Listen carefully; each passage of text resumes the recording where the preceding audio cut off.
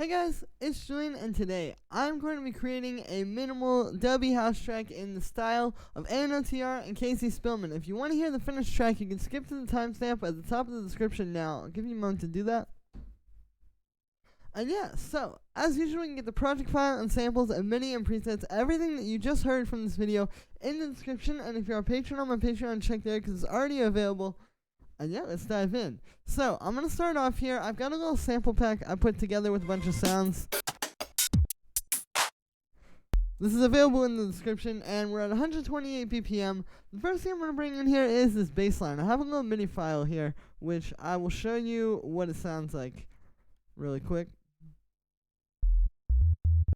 Let's pitch it up so you can hear the notes.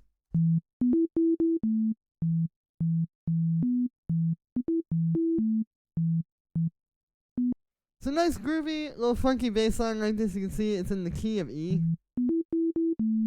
And yeah, I'm just going to be starting with this. You know, typically with this style of tracks, this is what I do. Like, when you see the videos I make where I'll make like a loop in this style, I almost always start with the bass and then the kick immediately after. Or sometimes it starts with the kick and then it's the bass. But it's always these two things. Like, this is really the foundation of your track, especially with this style where it's so rhythmic and so percussive and so based on the groove of the kick and the bass and stuff like that. It's like, you really just want to start with that and kind of build everything on top of it. Like, I like to think of this as kind of like the lead instrument. Even if I have a melodic idea or something like that, I will oftentimes, you know, still put in the melodic idea, but then just mute it and get this kick and bass and the little foundation going, and then you kind of build on that with your idea. But yeah, so I'm going to use FM synthesis here.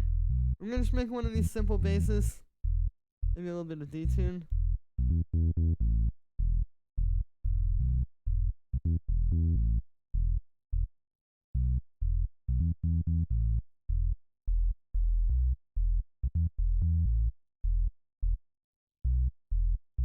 And there we go. So you can see it's very subby still. It's very much sounds like a sine wave, but it's got a little bit more to it. If you look at on the spectrum here, you can see when I have just the sine wave, see how it's just that one little point there?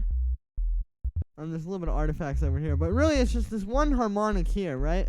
That's called the fundamental harmonic. That's what a sine wave is. Like, whenever you hear like a saw wave or something like that, you're hearing this actually underneath it.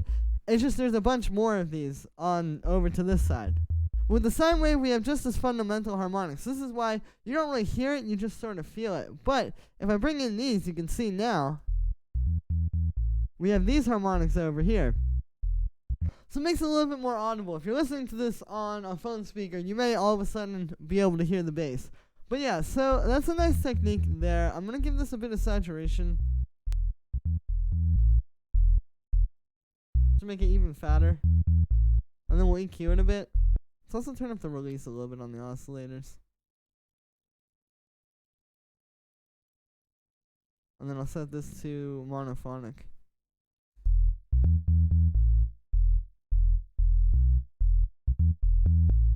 There we go. And then I'm going to cut out, usually I cut out around 100 hertz.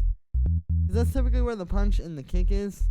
And then I'll boost the low end a little as well. Cool, there's the bass. Let's name that bass line. Next thing we're going to get here is the kick. Like I said, that is typically the next thing. I've got this one. So this is the type of kick you want with the style, you know, just sort of like a big, punchy 909 style kick. If you want this kick, it's available in the description. But yeah, let's put this in just for quarter notes.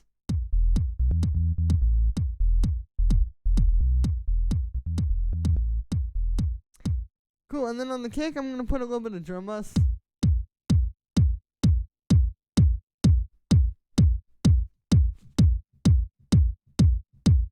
I like to check this on the monitors as well.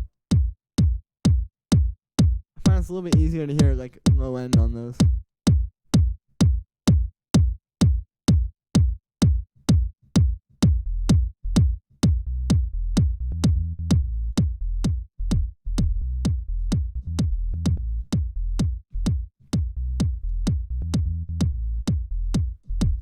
Okay, cool. Get some EQ on there. Maybe boost the mid-range a little. This is a good technique for punch because if I put on this, you can see like a lot of this punch in the kick is happening like right around these mid-range frequencies, like that kind of sound. So like obviously we don't want to make it too much, but a little bit of that actually can make for a nice difference. And I'll also cut the bass a little. Not a whole lot, but just a tiny bit to make room for the bass underneath this. Kind of like how we cut 100 hertz on the bass line. But okay, cool. Sounds pretty good. From here, I'm going to group these together. As you guys know, this is a great technique for this style, like, because you really need the kick and bass to just be so powerful and full sounding, and not even so much like just hitting so hard. Like, it's not like a techno track where you're just trying to make it just slam as hard as you possibly can, or even like hard style or something like that. But you still want it to be optimized. It's like you still want it to be the maximum of what it can be and what you want it to be relative to how hard you want a track like this to hit. So let's get a drum bus on the group. You know, drum bus, I use it on almost everything. Like, it's no secret. It just sounds so good for like gluing things together like this. Which I suppose is no secret because I've done it in almost every video now. Alright, let's put this to 250 hertz, cut a little bit of mud. Not a whole lot. This doesn't really need it too much. Boost the low end a little.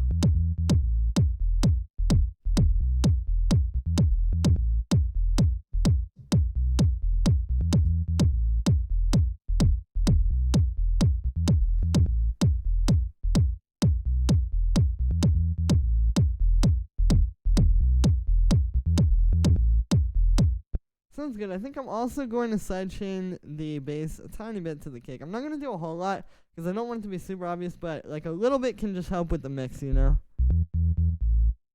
Like that. That's not even the most audible thing ever. Well, bet you there you go. They're fitting together a lot better. And this also allows you to turn the bass up louder. It's like, if you don't sidechain it, you may have to keep it a little bit quieter. If you sidechain it a little bit like this, you can make it louder and more present in the mix, while still having it take up less space from the kick.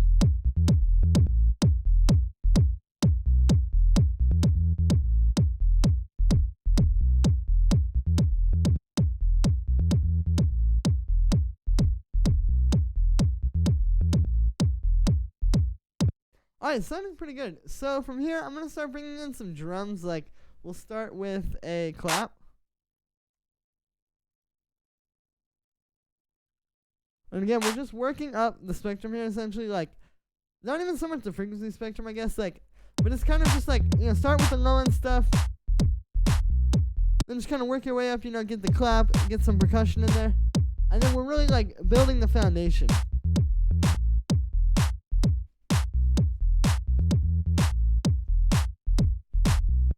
Nice. I'm also getting an open hi-hat.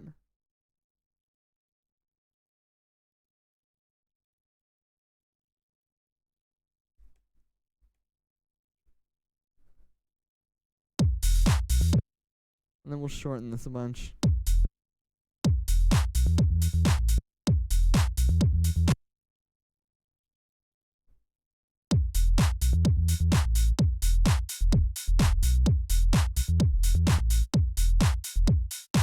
Get those percussions in a group as well. We'll put some drum bus on that so we can hear what it sounds like, you know, with the processing.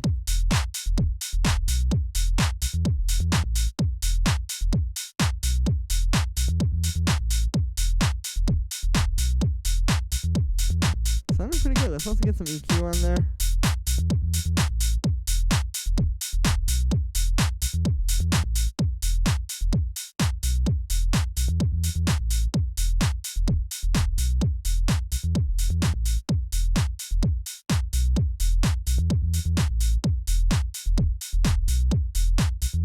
As you can see, I'm really just like mixing as I go. Honestly, that is the best way to do it here.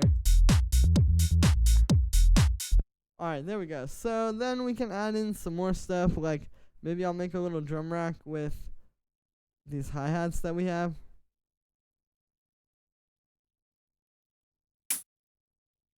I've got like 3 little hi-hats here. We could turn that down a bit.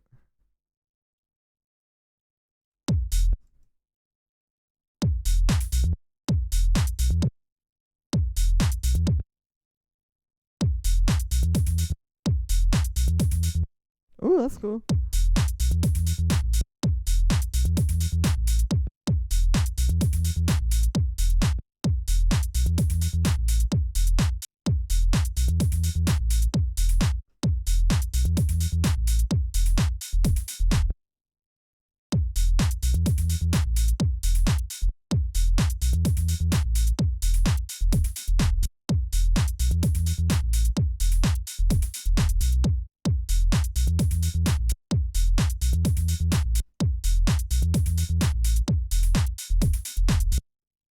Nice. So that sounds pretty cool. So you can hear how that's really adding to like the intensity of the groove.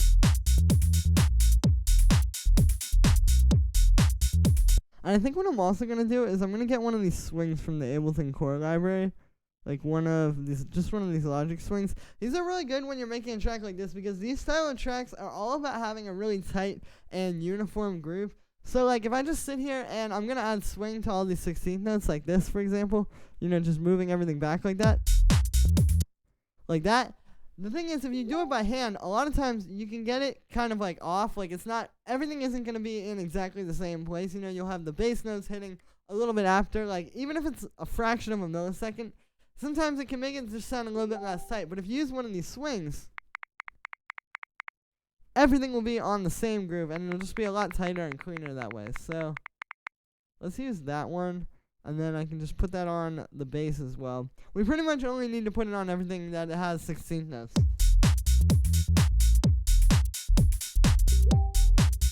There we go, and then I can go into the groove pool here and just turn down this amount until we get it like where we want it to be.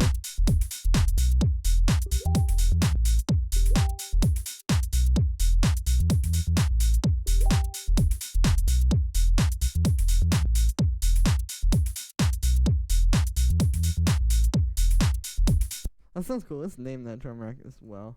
Hi-hats. Trying to get better on the naming game. We'll call this percussion, and we'll name this one low end bus. Look at that.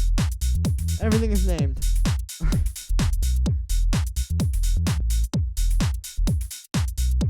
Okay, so we have a pretty solid little foundation set here. I'm going to keep building on top of this, though. I'm going to add in a little bit of percussion, like maybe the shaker could be good.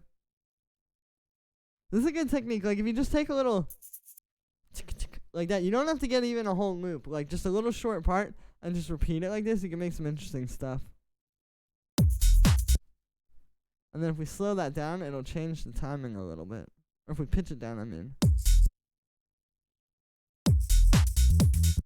Now it has that swing to it.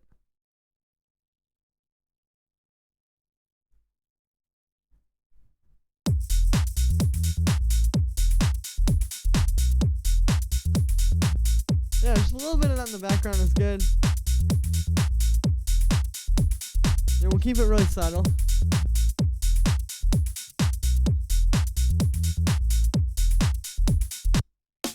Also have this little snare here. We can play with that a bit. Let's just make another drum rack with the percussion samples and with the snare.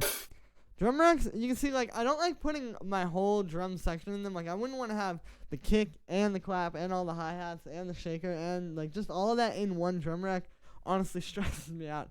It just seems like it's just hard to mix things that way. But if you have, like, just a few things that are in the same range, like in this case, these are all percussion, so I'm going to want them to be in a similar volume level in the mix and kind of, like, in the same place. It can work really well for stuff like that. And we'll put a little bit of swing on here.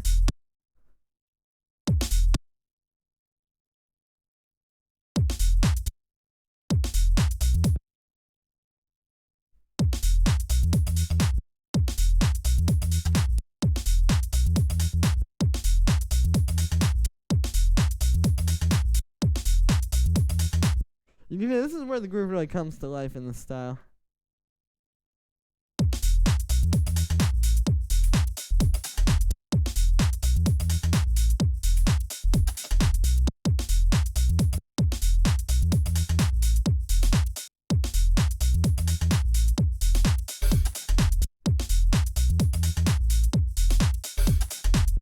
Let's do this. I'm going to duplicate this and make it 4 bars. And that little like that will just come the second time. That sounds cool.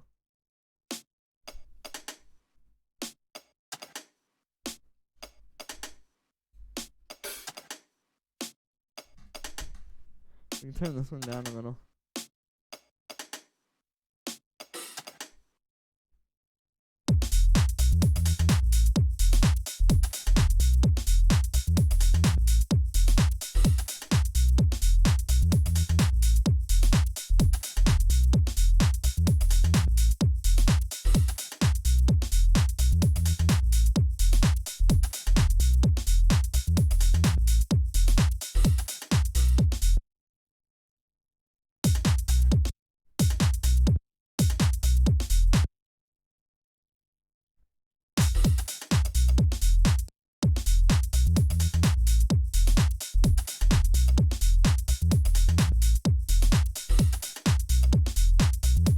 Nice. And then I'm also going to shorten this a little bit.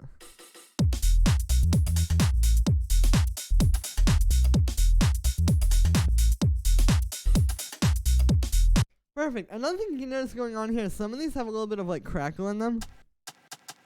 Like this one, which is actually kind of cool. You know, that adds a lot of character to the background of your mix. You don't always just have to get like, you know, a lot of times people will get like a sample of some vinyl noise and just put that in the background underneath everything. You don't always have to do that. Sometimes you can just get percussion that has like some cool sounds in it. You know? Like that one's got a bit of atmosphere. And just having those in there will add a lot to your track to where you don't even need to sit there and try and like map out a whole atmosphere in the background.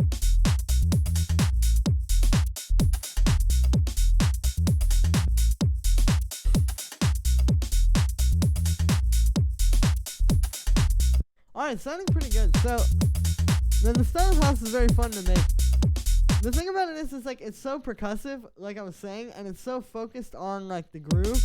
That it's like, this amount of percussion, honestly, in, like, a regular house track where you have, like, a bunch of other stuff going on would be a little bit too much. But with this style, you just go crazy.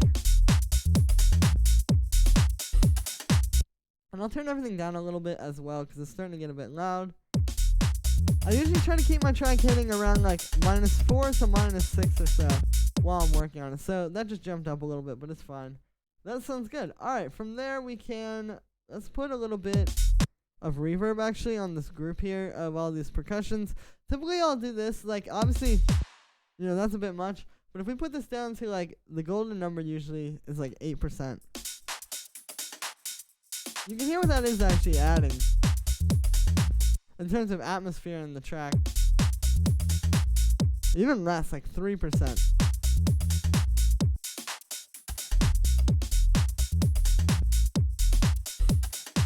Works pretty well, but what I think I'll actually do is I'm just going to get all the hi-hats and we'll put those in a little group inside of this group. This is why I love Ableton 10. I wish put some reverb on that. Because the hi-hats are typically where you want the reverb to be on. We can also high-pass these a bit.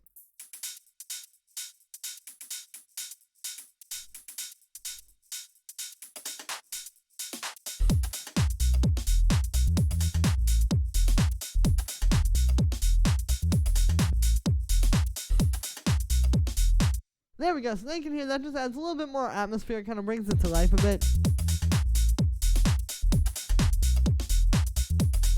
Nice.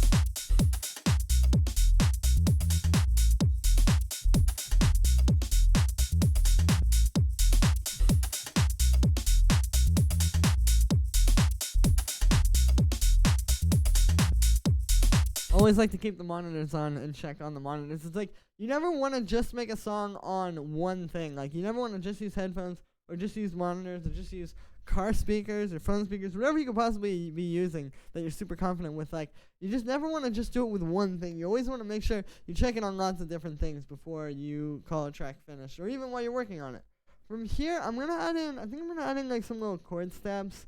Something kind of like dubby and like garage influence a bit. When I listen to Casey Spillman's music and ANOTR, and really just this style of house in general, I hear a lot of garage influence. I feel like there's a lot of like they're trying to bring in a lot of those UK garage kind of vibes. And these chord stabs like this, like we do like a like minor seventh or something like that, are definitely going to bring that in. So let me make a little FM sound here.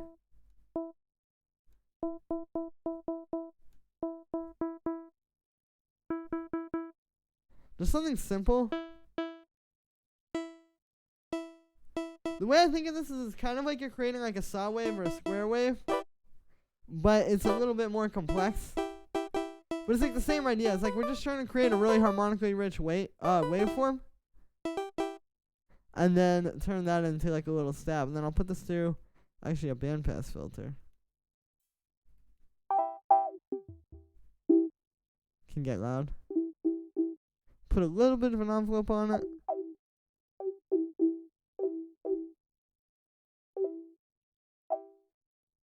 There we go, and then we'll put some chorus on it.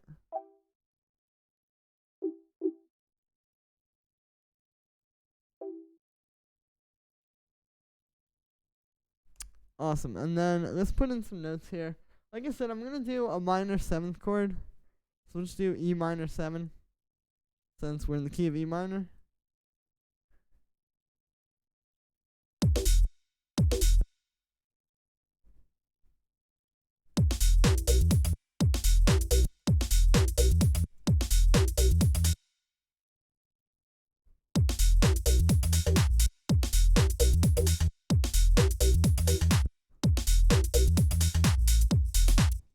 That's cool.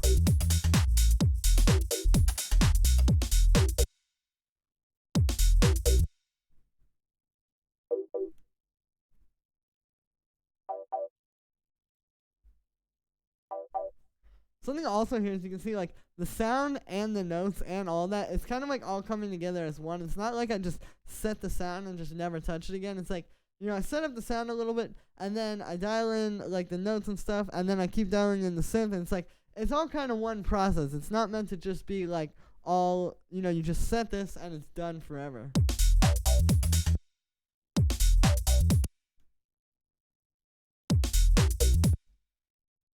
Cool, and then I'm going to put a little bit of an LFO on this filter here. Not a lot, like I'll show you what I mean. We can literally just put the amount at like 8%.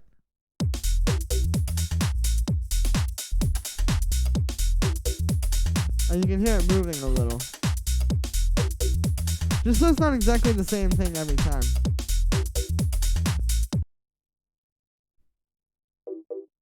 Nice, let's put a little bit of drum bass on that to fatten it up. I find drum bass really helps to make things sound more like sampled too. Like a lot of times when you hear these tracks, they're actually using sampled chords from like records or from, you know, maybe old house or garage records or something like that. But in this case, you know, we're trying to make everything with a synth, so adding some drum bass can really give it like that character.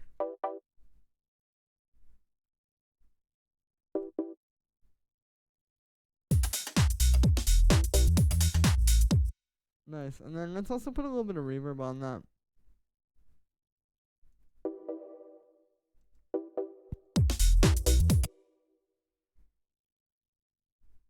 I'm gonna put like a really short one like this.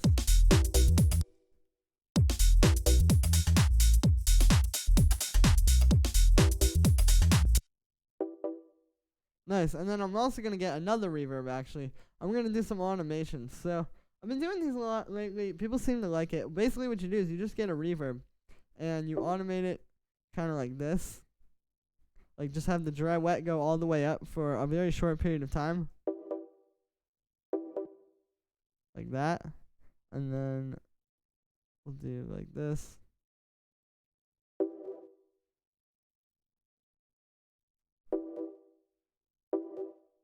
Yeah, like just like that kind of gives it that movement. Makes it feel more fluid. And then maybe the second time it can be a little bit different. Yeah, that's really cool. You can hear it makes it sound like it's like warping or something.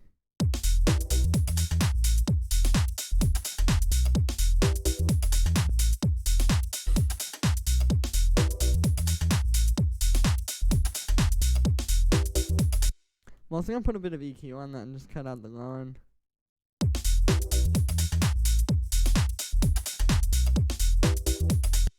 And we can even maybe sidechain it a tiny bit to the cake. I don't want to do a lot because it's gonna get in the way of the attack of the sound.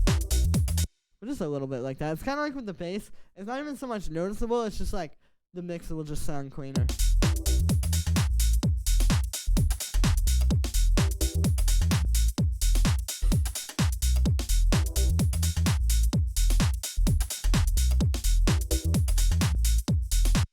Sounds cool. And then let's make another chord step. I'll use analog for this one. And let's just play around with some stuff.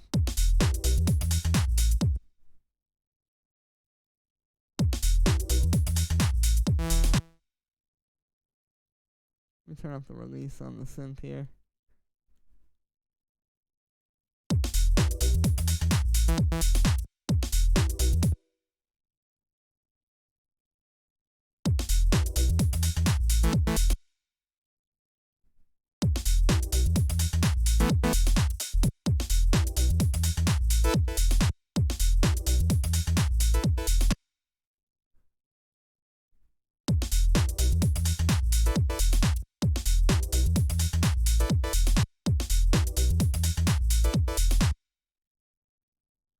And maybe we can get like one more underneath it.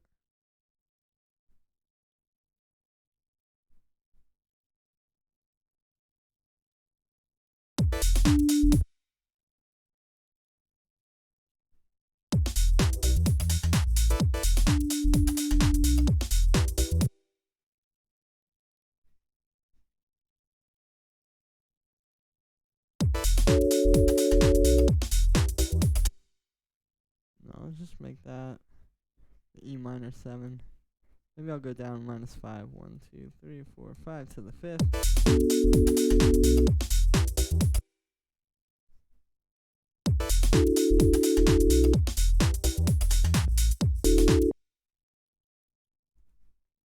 Maybe the first time it'll play the E minor 7 chord, and then the second time it'll go to that other chord that I just made.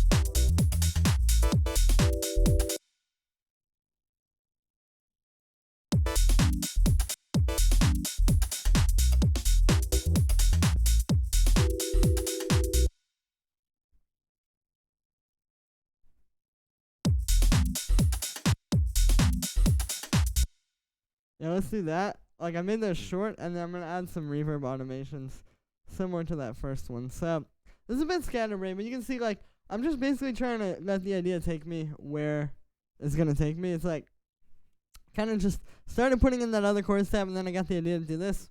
I'm just kind of rocking with it and seeing where it goes. This is really the best thing you can do for creativity. Like, this is honestly all art forms. It's just like, instead of just like sticking to one thing, like if I just said I need to make exactly this chord stab for the second one, and I'm not gonna rest until I make that chord stab, I wouldn't have come up with this cool idea. So it's like you need to be free and open like this. Maybe we'll do like, let's tighten this up a little.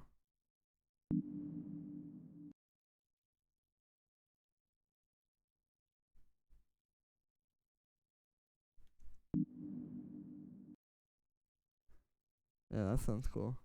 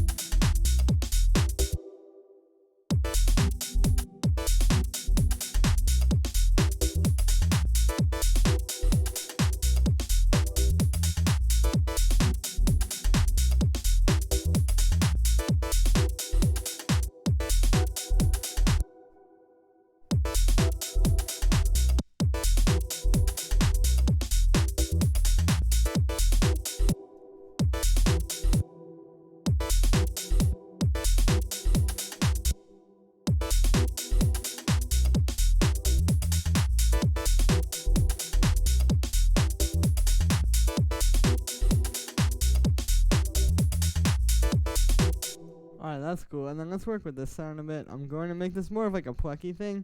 I'm going to give it a square wave. Let's detune these. Turn down the sustain. Turn up the envelope.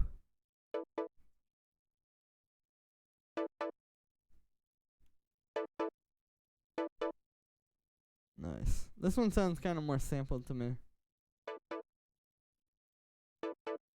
Give it some vibrato as well.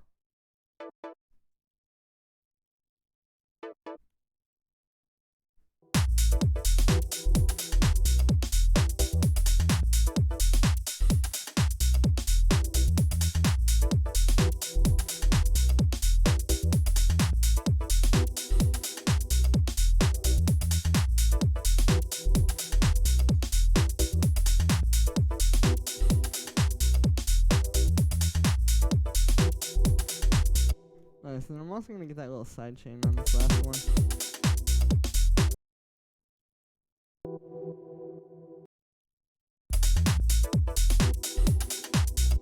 Let's put a little bit of chorus on that sound. And I'll work with the sound, like the actual patch a little bit as well. Yeah, that's cool.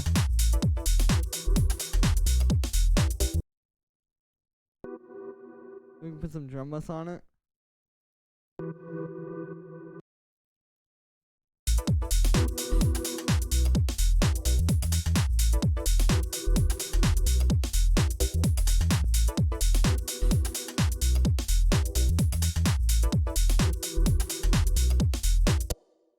Maybe the reverb will like fade out a little.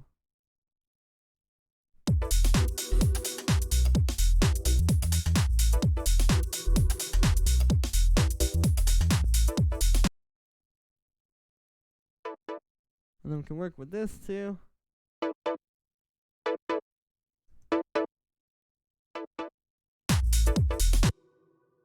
Nice.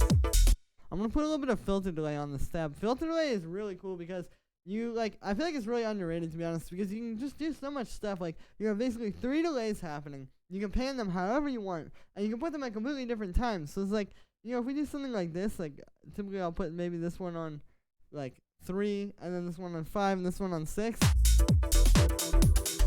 You can hear how much, like, cool rhythm and just interesting stuff this is adding to the overall sound.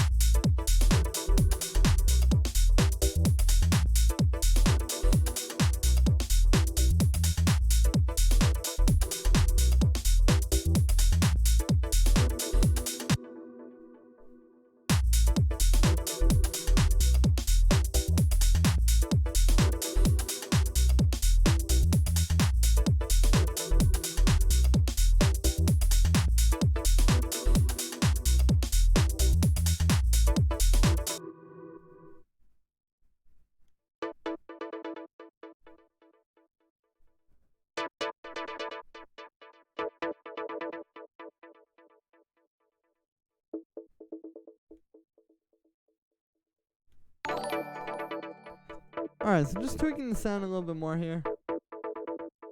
You're really trying to perfect it.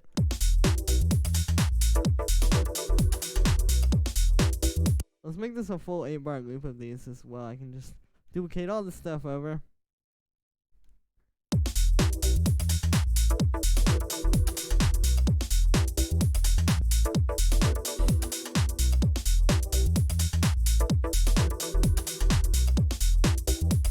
Nice, and then I'm going to group these chord steps together.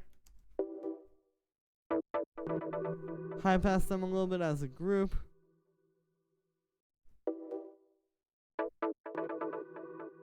And we'll put a little bit of echo on the group as well, like I'm putting on the ping pong setting. I wish keep that on dotted eighth notes, that's fine. I'm going to put a little bit of saturation on the group as well.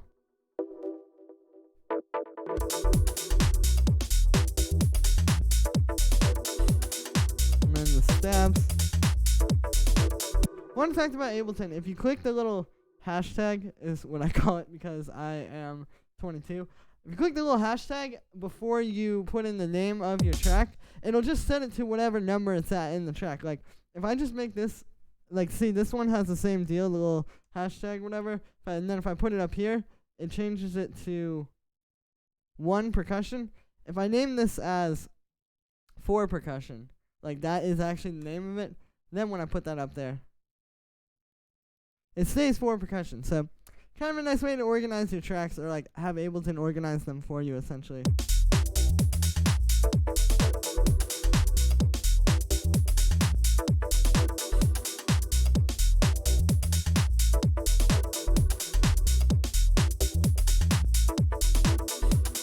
Alright, this is sounding really deep. Nice. So at this stage, it is time to start arranging the track. What I'm going to do is I'm going to take this idea. This is sort of like the main thing. Like, this is the main part of the track, essentially. We'll take it and we'll put it at bar 49, and I'm going to just start with the kick.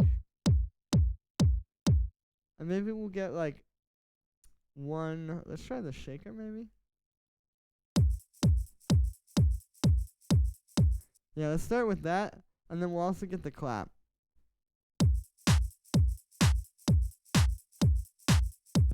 then I think I'm also going to bring in this main open hi-hat here. As a matter of fact, let's do this. We'll save the shaker for here. But what I'm going to do here is we're going to shorten the hi-hat even more. So I'll just have that fade out like be way up there. Let's just do it like this.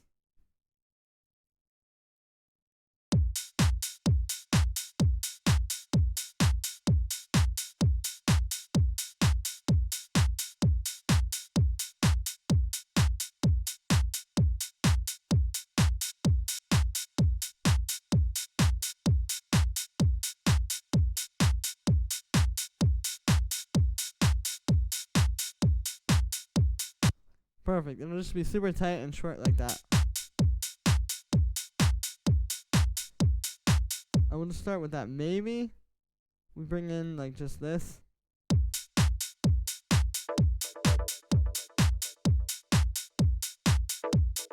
Let's bring that in here. And it'll be fading in a bit. Cool. So now we can duplicate this stuff over to here.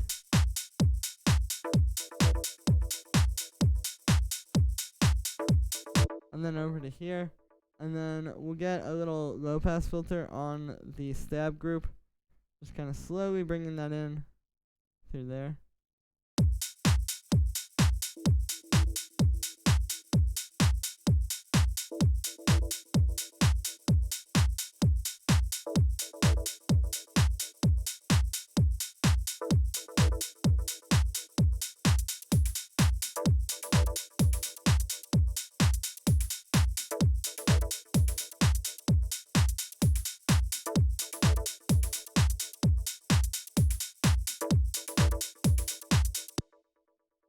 Alright, cool. And then here I'm going to do a little thing where the kick cuts out.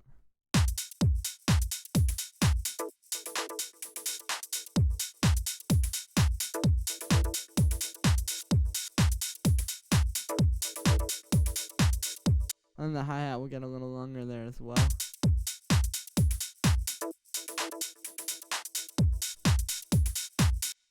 And then let's also bring in the bass line here. But we'll only use some of the notes. This is a good technique, like when you're trying to write an intro like this, to just have it do like maybe this.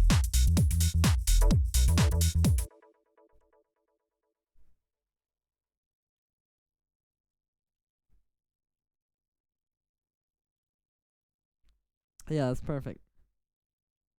And then what I typically do as well is change the color of this so it's different from the one over here so you can clearly know.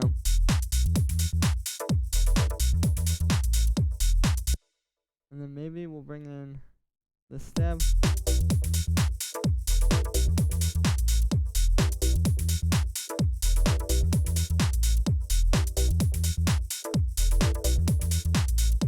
Cool, and then here we're going to get a high pass filter on the bass and kick group. I'm just going to automate that to turn on.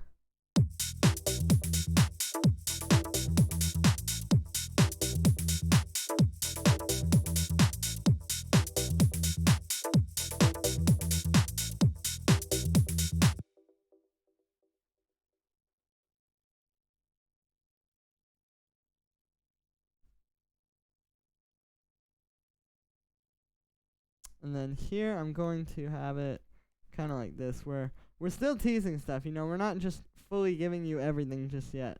Let's also get this reverb automation into here.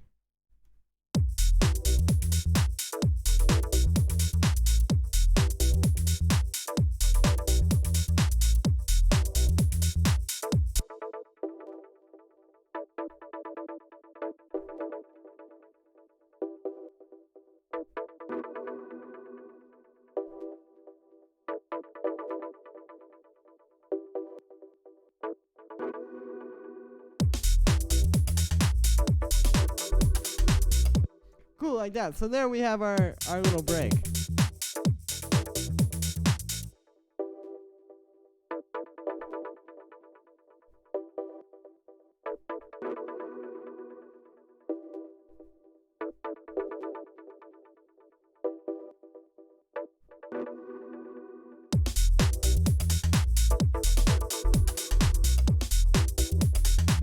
Alright, so I'll just duplicate all that stuff over there. Cool, as you can see, the arrangement actually comes together really quickly here. Like, all we gotta do is just start with one thing, and then just use these elements we've already got, and like, strategically bring them in through here, you know? And I think what I'm actually going to do in the second half of this main part here, trying to refrain from calling it a drop, is we're going to copy the chords from this.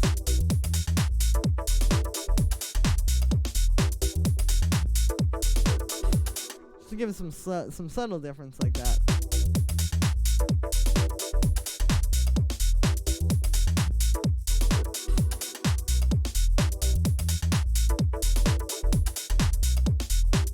Sounding good. So now we need to fill it out a little bit. We've got our arrangement in here, but we need some effects. You know, we need some other stuff here and there. The first thing I think I'm going to grab is actually from the sample pack from this video.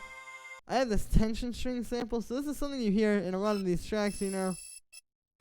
It's like the high string. This one's a little bit different. I wanted to use something a little bit more creative than just like your standard string sound. But what we're going to do with this is I'm going to turn on the loop, and if we turn down the length and we turn up the start, we can use this fade. You can see the fade is not going to work if you just have these at the default setting.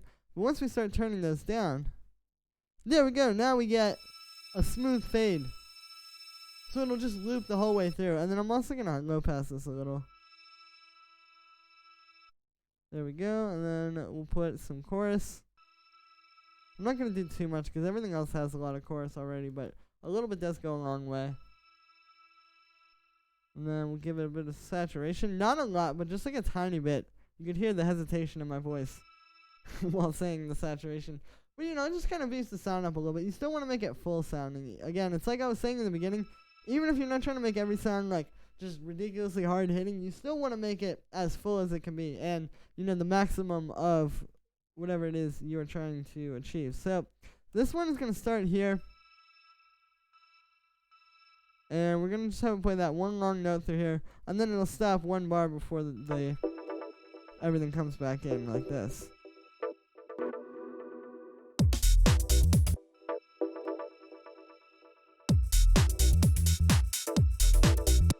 And then I'm going to just bring that in with the low pass filter a bit.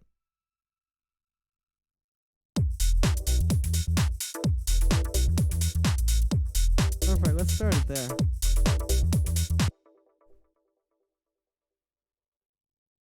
Perfect. And then we will delete.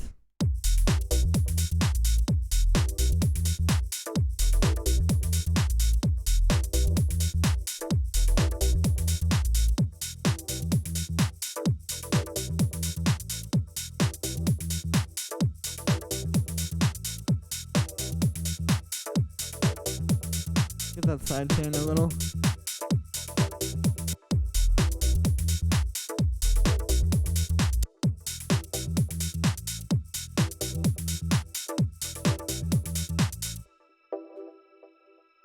And actually what I'm going to do with this one, this is actually a good way to kind of keep the rhythm going into the break, is I'm not going to sidechain to the kick, but instead I'm going to get an auto pan. And my default auto pan setting is set up like this. So what we're doing with this is you can see I've got the phase all the way down, and then we have it on the saw wave, and it's inverted, so it's going up like that, and then I have it on quarter notes, and you can hear. It sounds like it's being sidechained to the kick. But this way we can make it kind of keep the rhythm going into the break here. Now, you can still keep bobbing your head, which is actually good.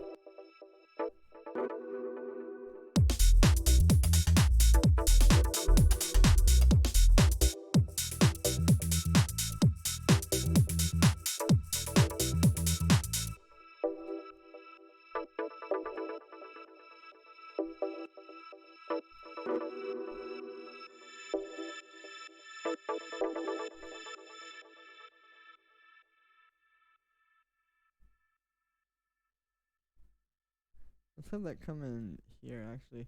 That extra note is going to create some nice kind of tension there. And we'll have it filter up to there, actually. And then it'll go down through here.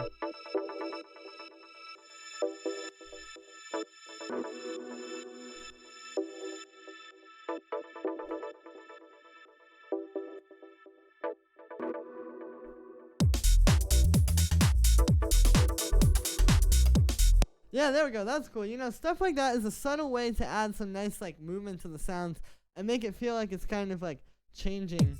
It's just not just holding that one note the whole time. It's actually adding something musical. And we're not getting from just the stabs.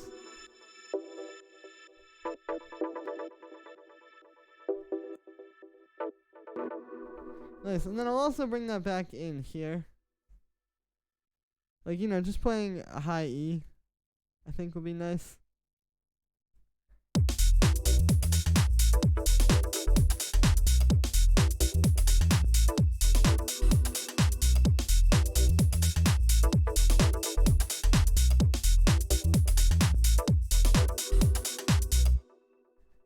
Nice, and I think I'm going to extend this out a little bit longer actually here. Just because I want to hear that keep going.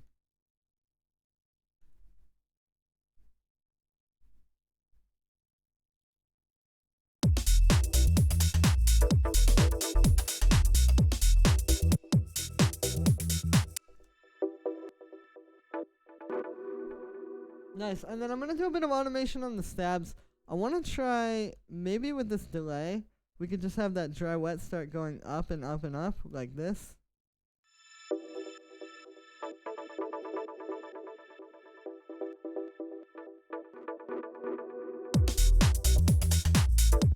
Actually, let's do it with a reverb. I'm going to just put a reverb on the whole group, and we'll turn up the decay time, and then I'm going to just automate that dry wet to be going up.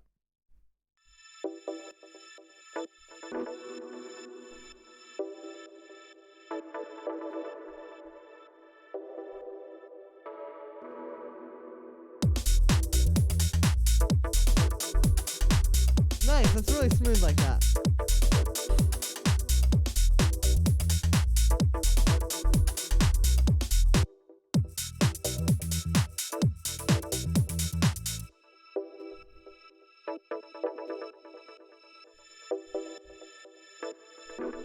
Nice. I'm gonna add like one more little synth of some sort. I want to get maybe operator, and we can make like a little FM plucky sound. Turn up the release on the second oscillator. Yeah, like something like this.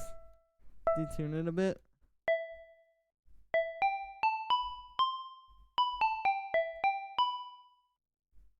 Just like something kind of catchy, maybe. I feel like it needs something.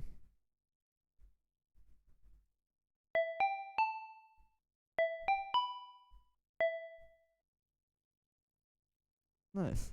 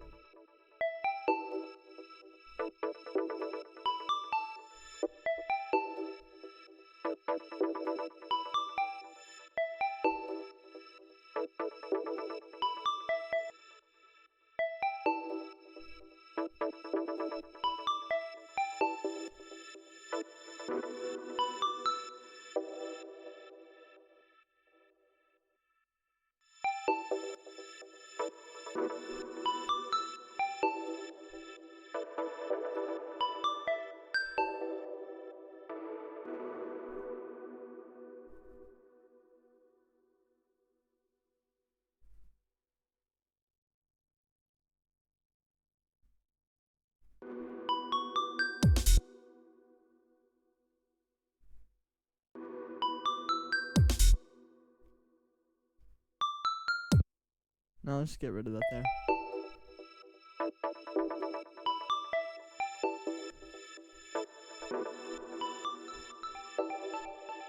Yeah, like give it that echo like that.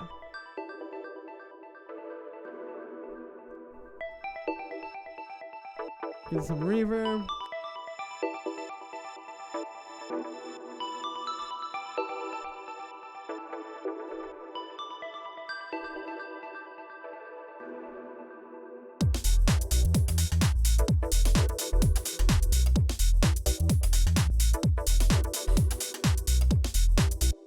Nice, and then I'll bring this in here a little as well. Like it'll just do the...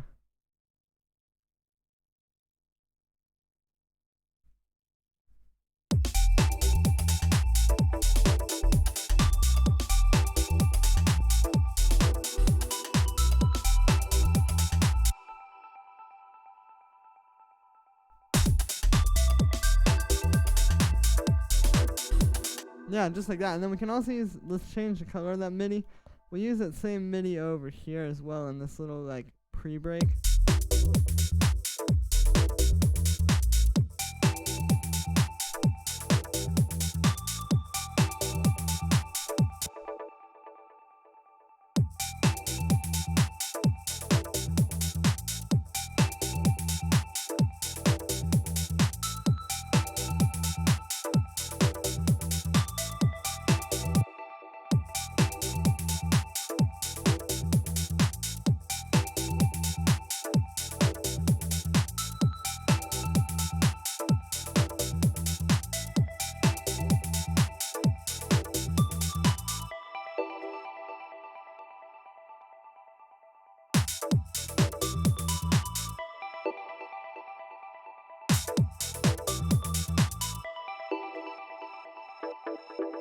Nice.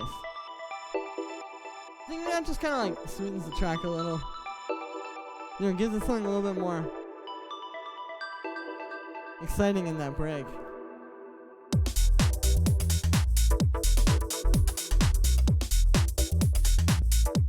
Okay, this is sounding pretty crazy. So from here, I'm going to add in a little bit of like some crashes. Like, I don't want to add a whole lot of extra effects and like everybody jump, like stuff like that. But maybe if we go into some of my sample packs and I'll look for like a crash sample, like I'll get the one from my other Casey Spillman video, you know. We could just have like one like here. Let's pitch that up a little. Perfect. And then I will also put like a little bit of reverb on that.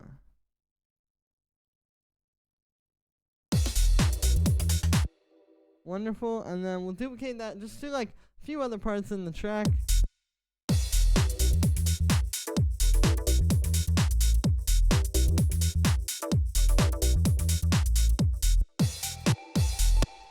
And then I'm going to get another one and we're going to make like a little reverse crash. So maybe we can get one from here.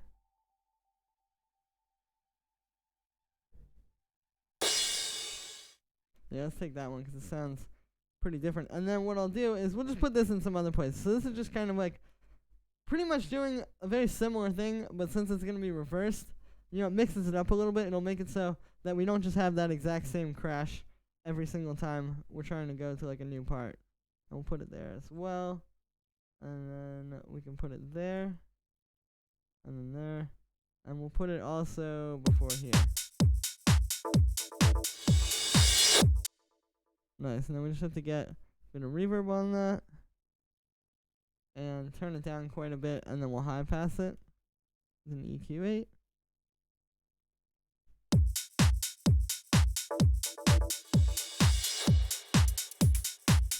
Perfect.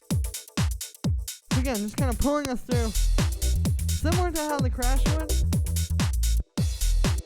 but just a little bit different. It's not going to be exactly the same sound. And then what I'm also going to do here is I'm going to go in and get this little snare, this one, and I'm going to make a few little fills with that.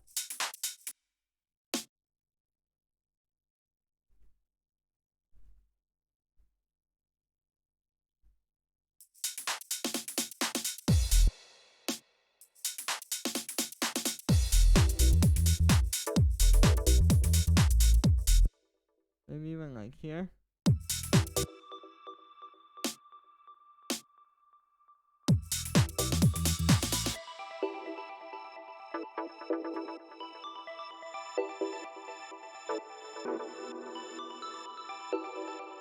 I should just do that here.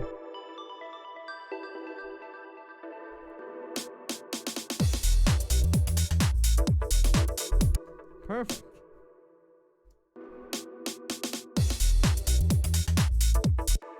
And then in this one little thing here, I'm going to switch that. Just subtle details.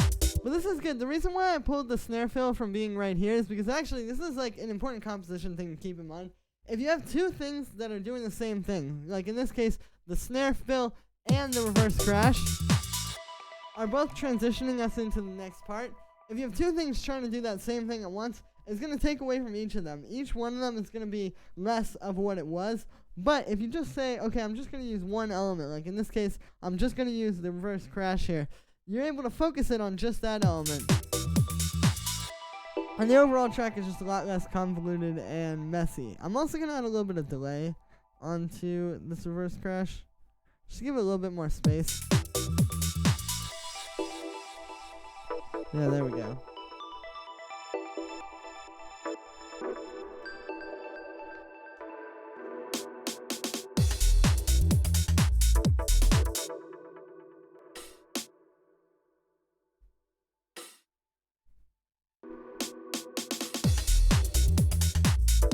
Yeah, we're throwing like that little hi-hat there.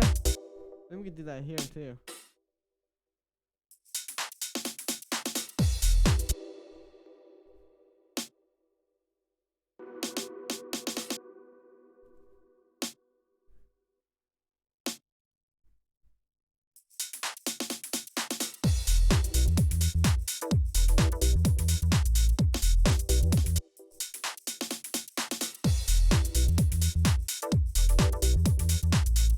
Alright, sounding good. So from here, I'm going to go to the loudest part, which is here. This is when we have the most stuff playing.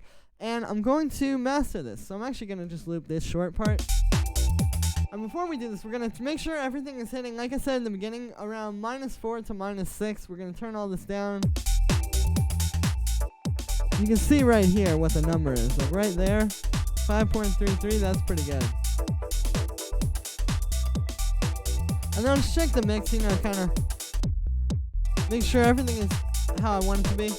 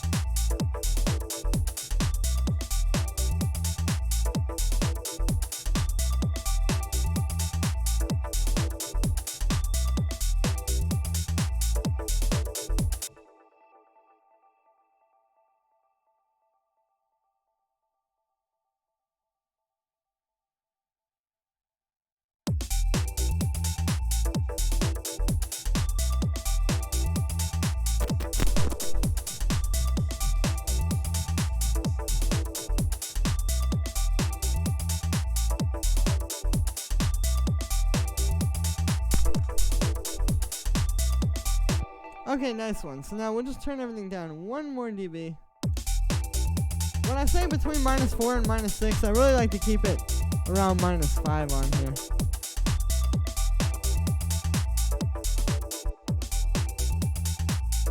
Okay, cool. That sounds good. So now it's time for mastering. What we're going to do is first I'm going to grab a bit of EQ, and with this I'm going to put the gain down -1 because this tends to make things a bit louder. But we're going to boost the high end. We're going to boost the low end a little bit, and then we're going to, I'm actually going to keep the low mid-range intact. Here is before this.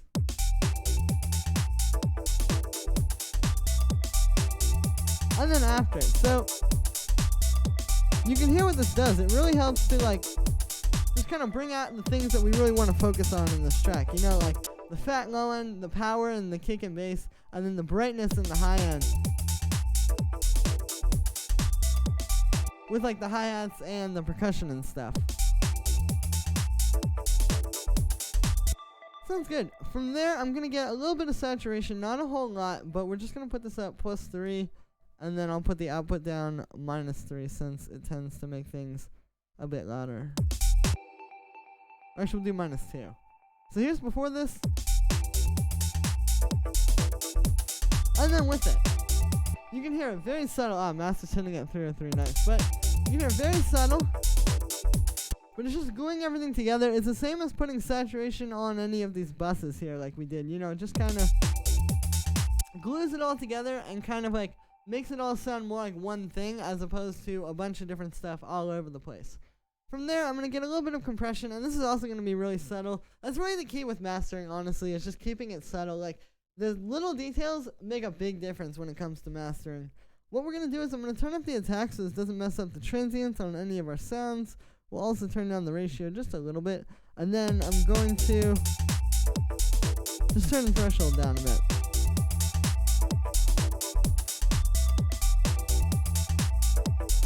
And you can hear doing this just evens out the mix. It's helping to bring everything out that's like a little bit quieter than other things and making the mix more balanced. Again, before it and then after it. It's subtle because honestly, we just have a pretty balanced mix already, but you can hear what that does. Well, and the last thing I'm going to do is I'm going to get a limiter on here, and we are going to put this gain up. And usually, what they would say to do is just put it up until you hit 0 dB, so like that. Now we're hitting 0 dB. But actually, as loud as this may be now, if you put this up against the professional track, it's not going to hit as hard. Even if the mix is great, even if all of that is fine, it's still not going to be quite as loud and as powerful. You actually need to push the limiter a little bit. And I may catch a little bit of flack for this, but I mean, this is honestly what people are doing. You know, you can either do it and it will sound professional, or you cannot do it. But what I'm going to do is I'm going to just put this gain up like that. Maybe to about there. Let's do 7. And so again, all we needed to get it up to 0 dB was to put it up to 5. But you can hear that little difference that pushing that up to 7 dB makes. In terms of just making this really hard hitting and full and powerful and like strong enough to contend with other tracks. It's like if you play this in a mix with, say, tracks from Spillman and ANOTR, now it's going to be as powerful and as loud as their tracks are, versus if you only put it up so it's hitting 0 dB, it's not going to quite be there. It's going to sound kind of jarring when you bring it in. Well, awesome. Sounding pretty good. So, at this stage, we have our full track. Let's listen to the whole thing from start to finish.